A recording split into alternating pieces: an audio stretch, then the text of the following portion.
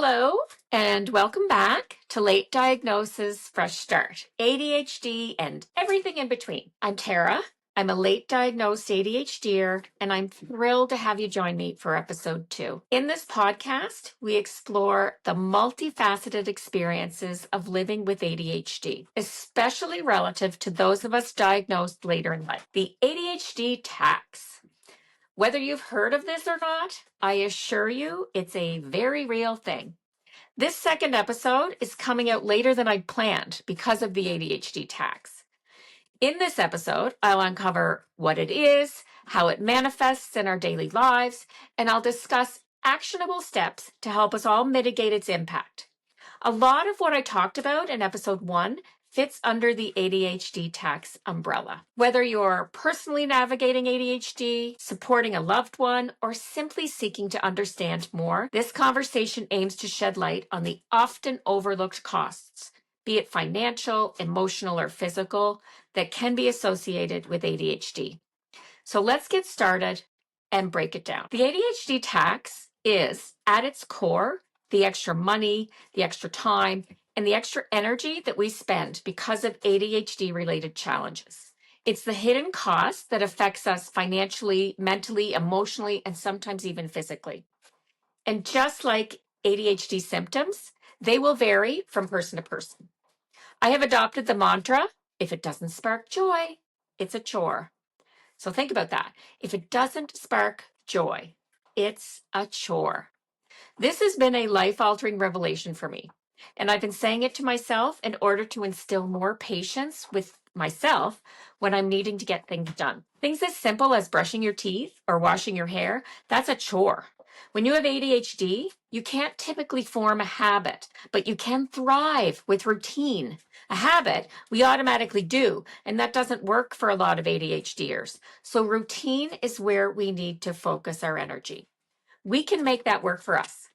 One of the strategies I use is I keep my toothbrush where I have to walk past it, rather than in the corner of the counter area in the bathroom where it's like trickier for me to spot when I'm in a rush or I'm half asleep. If I leave it where I know I'm going to walk right by it, I'll brush my teeth.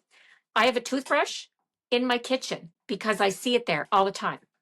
With some things, I'll leave myself little notes. And get this, things that do actually spark joy for us, they can also be chores too sometimes. Maybe we'll get into that in another episode. One way we pay into the ADHD tax is buying things we don't need. And yes, a lot of people do this. It's a human trait. But with the ADHD brain, we have less control over the impulse, and we don't always learn from these mistakes. We will do this more often than a neurotypical. We often get a bigger rush of dopamine when we do it, a bigger jolt than a neurotypical would get when they are excited about a new purchase. It can be really hard to control, and I'm guilty of doing it, more than I would like to admit. My list of impulse buys hasn't been insanely over the top, but it's definitely left me with guilt and shame afterwards. During the pandemic, we saw a huge increase in online shopping. Everyone was doing it. I imagine the ADHDers were likely guilty of even more impulse buys than the neurotypicals. Another way we pay into the ADHD tax is with our hyperfixations and our hobbies. My list is long, and some of these I thought could even become full-time careers. That's how fixated I was on some of them. I have started so many side hustles that I've splurged tons of money on over the years. As an adult, they include stints doing photography for weddings and graduations, selling knitted stuffed animals, fully decorated homemade cakes, making and selling dog cookies, motivational speaking gigs after traveling to Kenya, becoming a chicken farmer, fancy breeds and colorful eggs only, and selling the eggs, of course. There's being a children's book author and creating peacock feather jewelry. Yes, I have peacocks. They were an impulse purchase during COVID when I got wind of someone wishing to rehome theirs. During COVID and home learning, I started hatching chick eggs. I lost track of how many. That led me to having more birds and then adding peacocks. I now have 2 peacocks and 3 peahens, and I am obsessed with trying to get more colors. Peacocks come in other colors. These are just a few of the hobbies that I can remember that involved making a little bit of money, never enough to cover costs, There were numerous others during my childhood, which, as they come to mind, are making more sense to me after learning of this diagnosis. There are other hyperfixations that were purely for my own pleasure and self-care. Things I'd pay for and enjoyed, but then lost the drive for, or the dopamine rush just fizzled out. One of my favorites has been taking drum lessons and splurging on a gorgeous drum kit. I loved these lessons. I've been at them on and off over the years, and I know I will go back to that. So I really don't regret any of that. Halloween. Oh my gosh, I have so many Halloween things. I don't even know where to start. I have bought, well, everything. And I'm a pumpkin carver. I carve pumpkins like crazy. And now I carve fake pumpkins. Oh my gosh, I can sell those. It's amazing.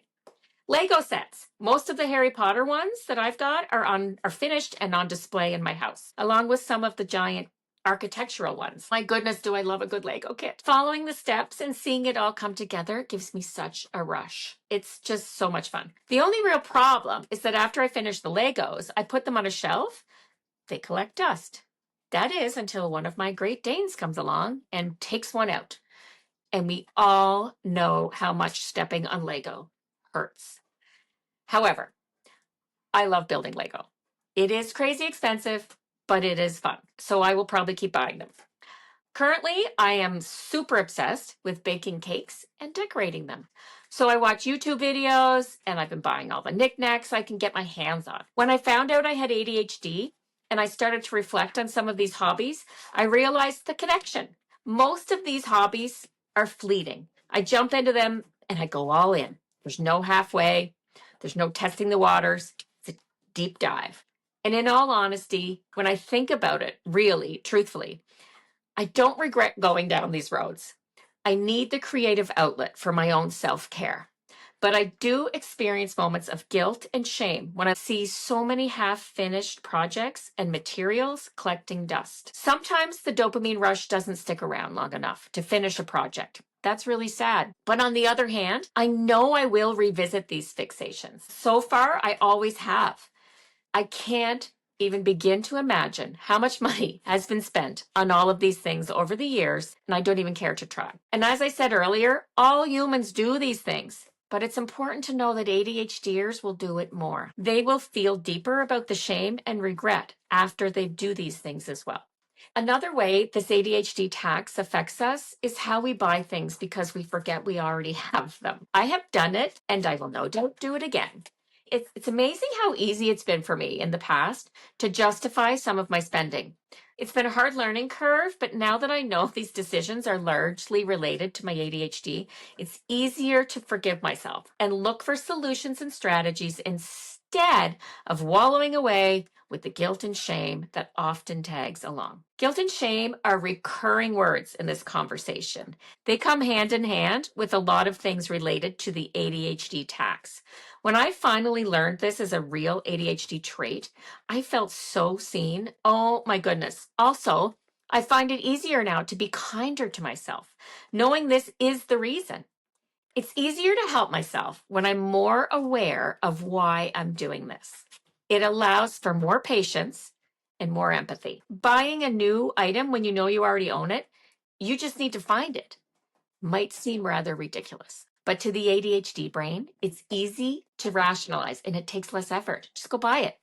In my head, almost everything that doesn't bring me joy, like I said earlier, is an actual chore that requires effort.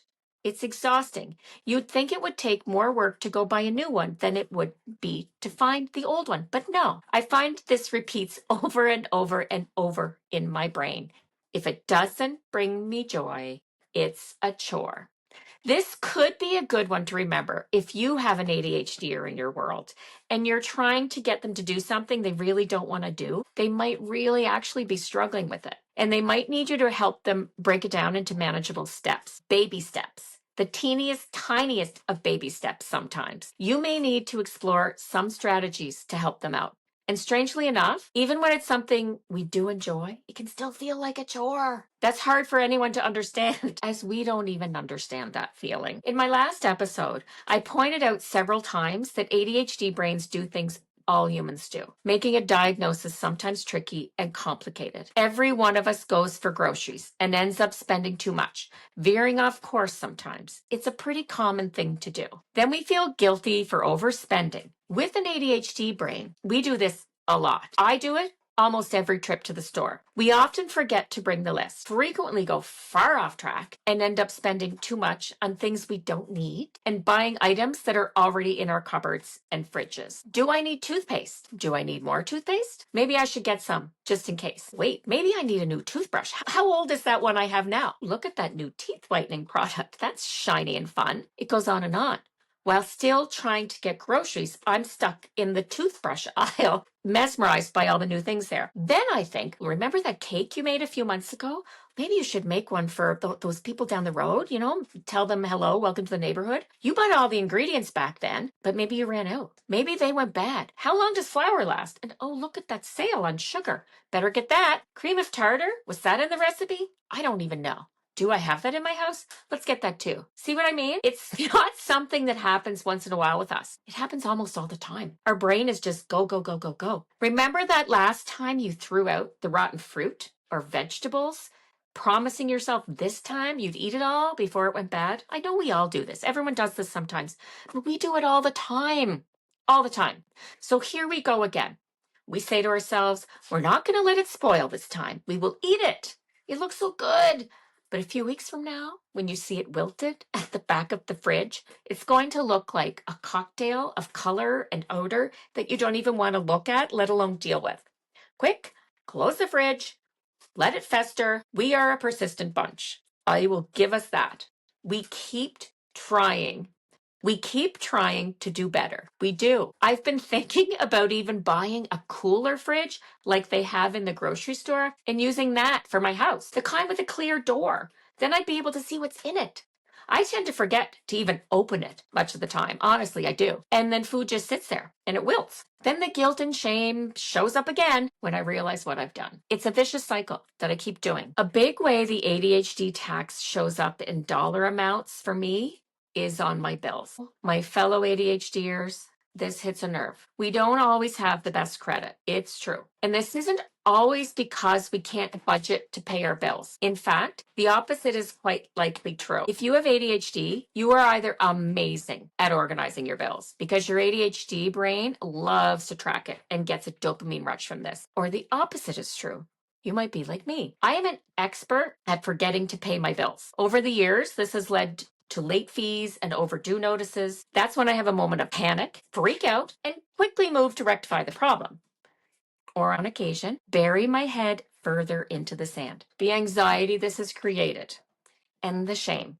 It's an awful feeling. I remember one time being on the phone with somebody who was talking to me about a late bill. She said to me, "How did this happen?" I did not have an answer for her. Since my diagnosis, I've been really working on this, and I'm happy to say that things are much better now. But knowing the years I suffered, that makes me so sad. Those if I'd only known moments and thoughts are plentiful with late diagnosed ADHDers. They raid our brains every now and then, and they just try to take over. But I think the more I share through this podcast, the more I will make connections with you, and hopefully that can help all of us. We really can help each other. The ADHD tax has also affected me financially and mentally when it comes to my career path. I did not have a clue what I wanted to do with my life when I was a child. I assumed I would end up working with animals. That's always what I thought. I did know that I never, ever wanted to be a teacher.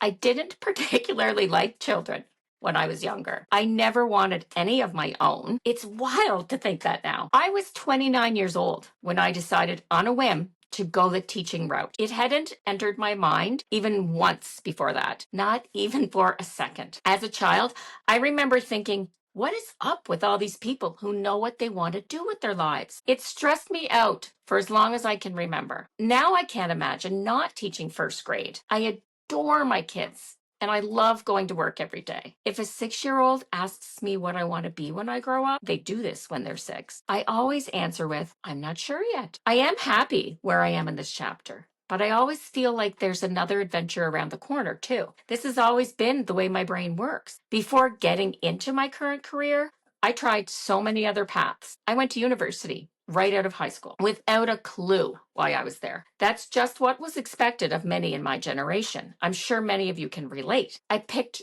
random courses I thought I was supposed to take. I didn't like any of them. I ended up coasting through barely. Then, still without a clue, in my second or third year, I forget, I failed some courses and I took some time away from it. I was in a bad place. My work ethic was poorer than poor. Studying was torture. Schoolwork, torture. Listening to lectures, torture. I left everything until the last possible second when the adrenaline and dopamine would finally kick in. I'd isolate myself along with the anxiety and panic that was along for the ride, and I would type away all night, working on an assignment, and head to class the next day on no sleep. But that was the only way that worked for me. So enough wasting money on school for now. Let's try something else. I got a job working as a secretary under someone I was afraid of, if I'm honest. I had no clue what I was doing. It was a winter of darkness and dread, and I couldn't wait for it to be over. I then decided to go back to university. I thought, but I still have no idea what I was going to do. I was majoring in English Lit and minoring in religious studies. Still didn't have any direction of what I would do after. Thousands of dollars later, I graduated. What do I do now? After that, I had some random jobs here and there until a couple of years later, I decided to try journalism. I don't remember why. This was more fun than the English degree. I could be creative in a whole new way, but still, there wasn't a spark. There was a tiny bit, but not a big enough one to make me keep going. I had fun and I made some great friends, picked up some new skills, but discovered the pressure involved with a newspaper job was definitely not for me. Deadlines and pressure are great for ADHDers. The constant anxiety, I was stressed all the time. Deadlines and pressure are great for ADHDers, but the constant anxiety that comes along with that, that's awful. It's crippling. And one can only survive so long as a procrastinator in a job like that. So moving on, I then ended up in a call center for a while. I pretty much hated that too, but I was again an expert at pretending I didn't. ADHDers learn early on in their lives how to mask symptoms and pretend to be who we think we are supposed to be based on who we are around and our environment. We can be quite the chameleons. No wonder we are often exhausted. After that job, I ended up working in a fancy hotel at the front desk. Eventually, I took over the night auditor role and I got to be the breakfast baker. Now, this was fun for a while. I really liked it. I'm a natural night hawk. A lot of ADHDers are, not all of us, but a lot of us have later circadian rhythms. I work best after 8 or 9 p.m. Right now, I think it's 10:30 on a school night. When I'm on my own schedule and I'm not working the day job, like in the summertime, I am a night owl all the time. I enjoyed this job and the creative part where I got to explore different baked goods and the smells coming out of the oven. It was fun. It was a real blast until it wasn't. Eventually, spending that much time alone with my thoughts, I was having bouts of anxiety and panic for no real reason at all. My brain was working so hard at creating all kinds of chaos, and I didn't have enough human contact. Looking back, it was definitely my ADHD brain hard at work, overthinking and catastrophizing. This was the first time in my life when I actually had a real proper panic attack that sent me to the ER. So that job ended. The last job I had before going into teaching was working in a bookstore. I was around people a lot, but it wasn't going to pay the bills like I wanted. And my extrovert side was drained quickly. And I never really knew who was going to work each day. Chatty, talkative Tara or introverted, needing alone time to recharge Tara. I made some great friends and I spent a lot of money on books, but I wasn't happy. I felt like a robot who was continuing to search for an identity. Time to move on. This is when I finally found teaching. I have no memory of why I decided to try it. I think I wanted a job with a pension.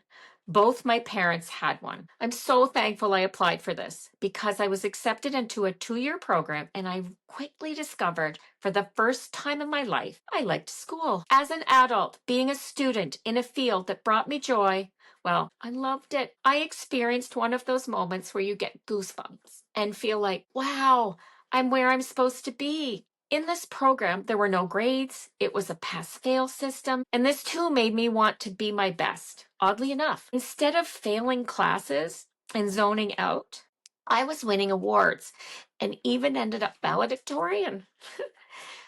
I did my master's in literacy education a few years later. This is crazy to me. I was in my 30s and for the first time experiencing what success felt like in the classroom. When I think about this now as a teacher, it breaks my heart. I'm sad for the girl I was and for the kids and adults who try to navigate learning when it feels like a chore. No one loves school all the time, but some of us with neurospicy brains, we really can't handle it most of the time without the proper supports. Someone telling you to suck it up and just do it does not help us. It does the exact opposite. It makes us feel less than enough. So here I am, still a first grade teacher, still not sure what I want to be when I grow up, but I'm having a wonderful time along the way. Teaching in a classroom environment is different every single day. I have to be on my toes constantly. The kids are firing questions at me, telling me stories all the time. I am never, ever bored.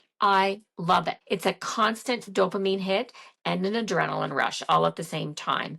I feel like I fit in quite well in a first grade classroom, and I think my ADHD brain actually enjoys childlike thinking. These kids are open-minded, creative, and they're excited to try new things. When I'm at my best, I feel like they do. I bet a lot of late diagnosed ADHDers have a similar story. I can imagine there are some who knew from the beginning what their calling was. I'm betting there's a high percentage who, like me, have gone down many different paths before finding one that sticks for a while. Or maybe you're still moving from one career adventure to another. Don't give up and don't settle. Make changes when you can to help your deserving mind find joy on your path. I think my creative brain needs to know I'm making a difference in the world in order for it to feel fulfilled. Remember, we are often burdened with RSD, rejection sensitivity dysphoria, that I talked a lot about in episode 1. If we aren't in a good working environment, we are not only doing everyone else a disservice, but we are harming ourselves too. We are dopamine chasers in all aspects of our lives. We can also be pretty amazing entrepreneurs. So I often look at folks who've started their own businesses and wonder if they are a bit neurospicy too. When I think about how the ADHD tax has affected my career path, I think of all the time, energy, and money on courses that didn't help me at all. When I think about how the ADHD tax has affected my career path, I think of all the time, energy, and money on courses that didn't help me. The years of self-loathing and self-shaming while repeatedly telling myself I wasn't good enough or smart enough. It's sad, but I won't sit with that sadness anymore. I can feel it and I can move on.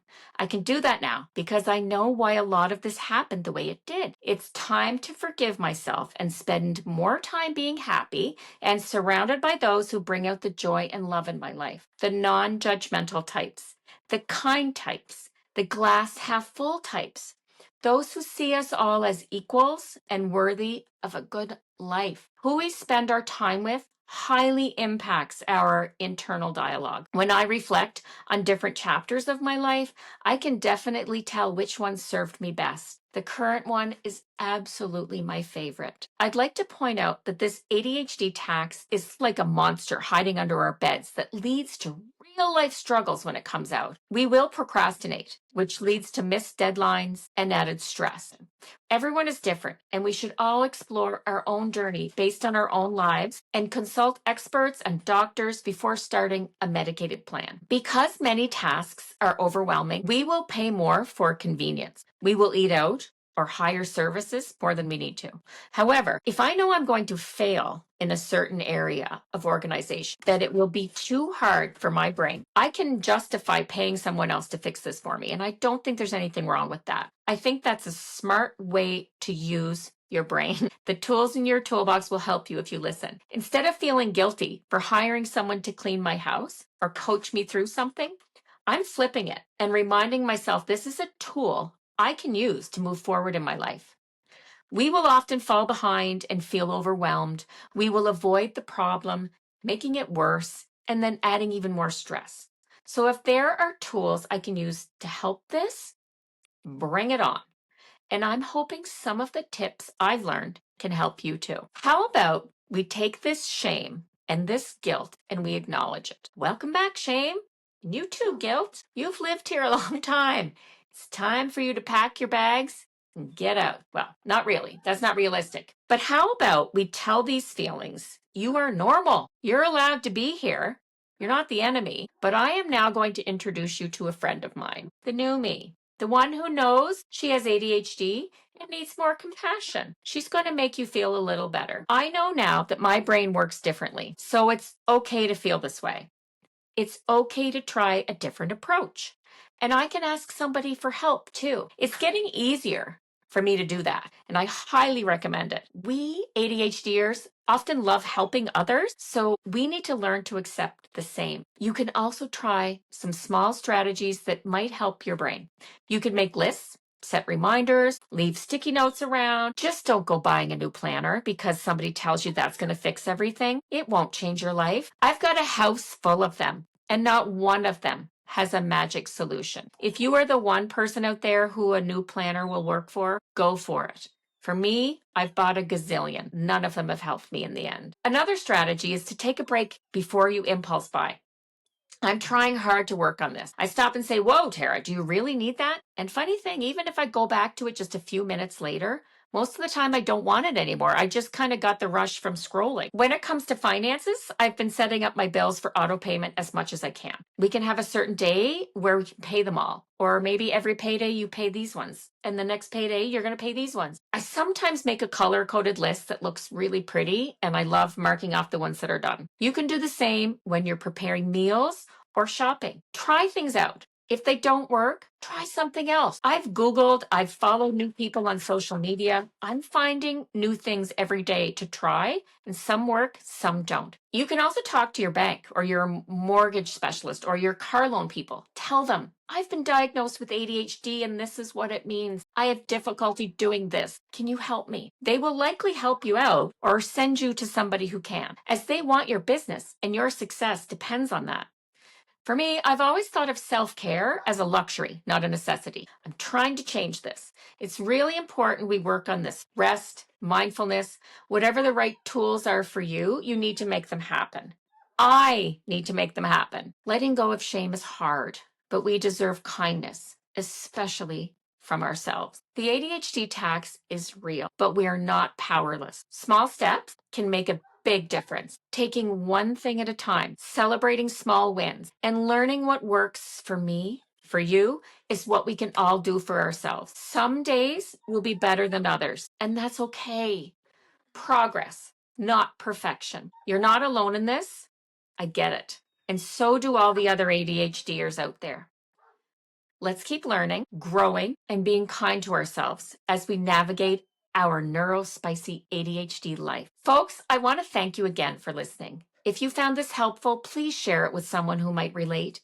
I had some amazing feedback from the first episode, and I thank you so much for that. You can follow Late Diagnosis Fresh Start, ADHD and everything in between, where you get your podcasts and on YouTube. Trying to keep dogs out of the shot is a skill I'm still working on. Until next time, I'm Tara, and I have ADHD. Be kind to yourself.